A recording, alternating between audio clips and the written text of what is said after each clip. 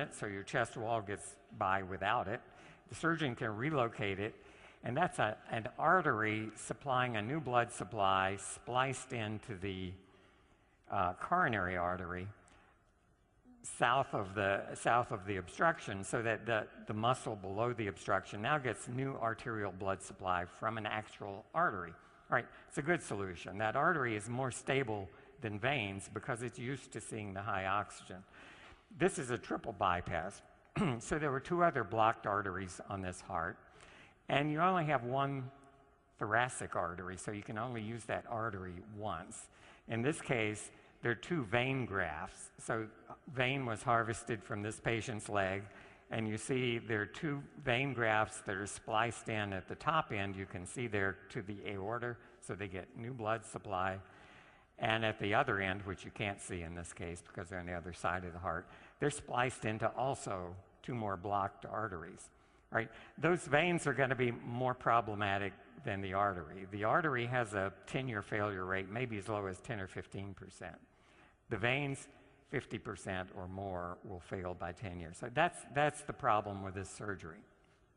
So where does the Ohio State study come in? And I'm going to quickly take you through the results. It measured the wall thickness in human saphenous veins that were going to be used for surgery. The surgeon removes more than he needs because you don't want to run short of pipe if you're a plumber. So there's leftover pipe every time a person undergoes bypass surgery. That's what was used in this study. They were incubated either at low oxygen, and that's described here as the freshly isolated. They don't change if they're incubated in low oxygen, or at high oxygen. And after 2 weeks incubated, where the only variable really is high oxygen, you get intimal hyperplasia, you get wall thickening. So this was done outside living people in a laboratory model. And so the blue bar is where the intimal thickness should be if you're looking at the A panel. The red bar is after 2 weeks at high oxygen, and the wall has already thickened several-fold. And the green bar is the same kind of a culture, except protandem has been added to the culture medium. And so even in high oxygen, the protandem-treated veins have avoided intimal hyperplasia. The walls have not thickened. They're staying at the same thickness as in freshly isolated healthy vein. Here we're measuring the intima in panel A, the media, the next layer in panel B, and what you can see is with protandem in the diagram on the right, the intima and the media layers are still thin. There's a big opening in this pipe. It's conducting lots of blood. The bottom picture is what happens if the thickening occurs, the red bars, and you can see that the area, a cross-sectional area, is reduced maybe by 80% in that diagram. So very little blood is now able to get through. So protandem has blocked this process that's really the bane of cardiac surgeons, because they can do their surgery just fine, but if the consequences, even years, begin sometimes weeks or months, but certainly by years. I think I'm not going to dwell on this. I don't want to turn you into histologists, and these pictures may be ugly. But if you look at just A, B, and C, and you say one of these is not like the other, you might pick the middle one. So even if you don't know what you're looking at, it certainly looks different. A is a healthy vein, freshly isolated. C is a vein incubated at high oxygen in the presence of protandem, which looks a lot like A. The one in the middle that looks bad, and it has, you can see there, a neointimal layer, and it's very thick, so there's a lot of vessel thickening happening there, prevented in C by protandem. If you look at the number of cells that are actively dividing, again, freshly isolated healthy vein, very few dividing cells. Incubated in oxygen, where it's going to see it if it becomes an artery or a replacement for an artery. A lot of dividing cells. That's required for that wall to thicken. It takes more cells. They're multiplying and getting thicker and thicker. Protandem, the right bar, completely blocks that intimal thickening. If we measure free radical production in these veins, A, B, and C are again fresh vein. B is cultured at high oxygen, and C is high oxygen with protandem. And what we're looking for is the red fluorescent stain. So you can see in the red one, in the A panel, very little evidence of free radical production. B, a lot of it. And C, incubated with protandem for the 2-week period back to the A levels. So it's blocking free radical production by scavenging those radicals. They're quantified in the bars on the right, so in the color code is the same. Blue is healthy, red, high oxygen, green, high oxygen with protandem. So again, we see the protection. This is looking at lipid peroxidation marker. This one is very closely related to T-bars, which was in our original study. It's a specific component of T-bars for HNE. And again, look at the level of 4-HNE in the blue bar. That's healthy. High oxygen, but with protandem, it's even lower this time than the blue bar. It's better off. It's better than new. It's better than the freshly isolated vein. But without protandem at high oxygen, you can see a lot of this lipid peroxidation product, maybe 5 times more. And why is the vein protected with protandem? Again, it's the same old story you've heard about in other studies. 3 important antioxidant enzymes have been sharply upregulated. Again, the blue bar is normal, healthy vein, incubated at high oxygen.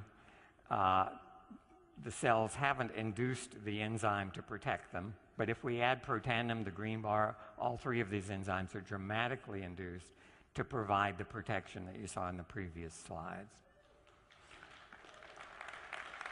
This is another measure. In this particular case, catalase was focused on because there's a convenient specific inhibitor of catalase. Turned out that catalase is absolutely absolutely necessary, but not sufficient necessarily to provide the protection. But catalase is a key enzyme. That's one of the 2 we began this quest of protandem studying, and it turns out to be certainly very important. So the conclusions are that the saphenous veins used in arterial bypass surgery suffer from oxidative stress, and that's no big surprise due to the higher concentration of oxygen in the arterial blood that they're now asked to carry.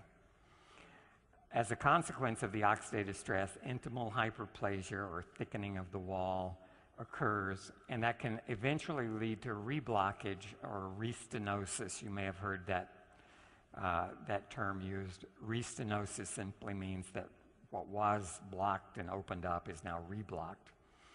And the important part for us, protandem prevented this wall thickening in saphenous veins cultured at high oxygen, suggesting that NERV2 activation may extend the life of arterialized veins in vivo. And I want to show, kind of out of time, but I want to mention angioplasty very quickly.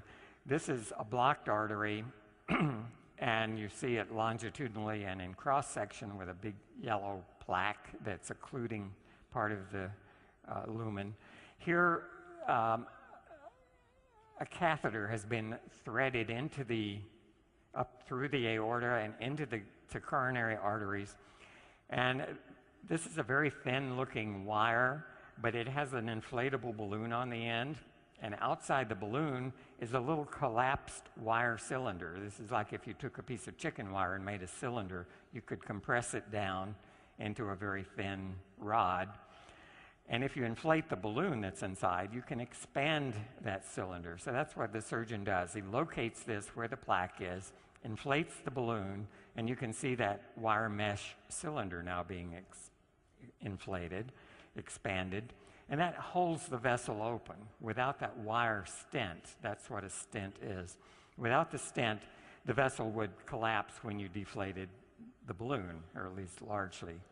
And so here, after you expand the wire mesh, you deflate the balloon, pull it out, and now you've got an artery in the picture on the right in cross-section that has a wire cage holding that plaque against the wall making sure there's a big lumen.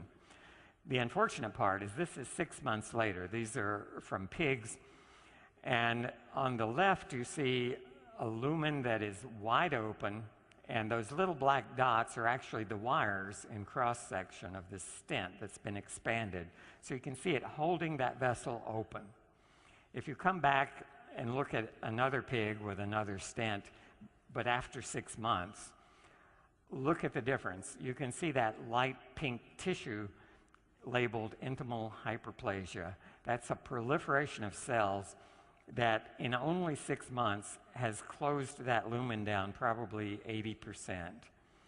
And that's the iatrogenic problem. It was created by placing the stent. The stent did a great job initially, but this is a problem with, and this is a bare metal stent. One of the ways medical device companies have responded to this is many stents are now coated. They're called drug-eluting stents or coated stents, and they have time-release chemicals that inhibit intimal hyperplasia on the metal frame itself. That lasts for a while, and it improves things maybe for a year or two, but not for the really long haul. So intimal hyperplasia is a real problem. Finally, this is carotid endarterectomy, the other procedure. This is the big arteries in the neck. And this is an actual picture of what a frequent location for the plaque develop is a fork in the road. So this carotid artery has a branch in the side of your neck. And that's where plaque often develops. This is what it looks like if the surgeon opens that artery. It looks like a big chunk of a cheeseburger caught in there. And what they do is they literally scrape, if you had a cheeseburger for lunch, I'm sorry, but they literally scrape that out and sew the artery back together. And it works with high success rate. I said after 10 years, about 70% are still fine. But that's a traumatic event for the artery. It's been opened up, the lining scraped out. And so these, when they fail, it's usually due to intimal hyperplasia as well. And so finally, whoops, I thought there was one more slide, but maybe not. The implication is that 1.5 million people a year undergo this procedure. And that's a huge number of people who have processes going on that are almost surely going to lead to failures of these carotid arteries, bypass surgeries, the angioplasty, the coronary artery endarterectomy, a big market for something that can help prevent intimal hyperplasia. And I think you're connected with a product that might be really useful to do exactly that. So sorry for overtime. Thank you very much. On the handle, making weird side times. Things I've never seen before.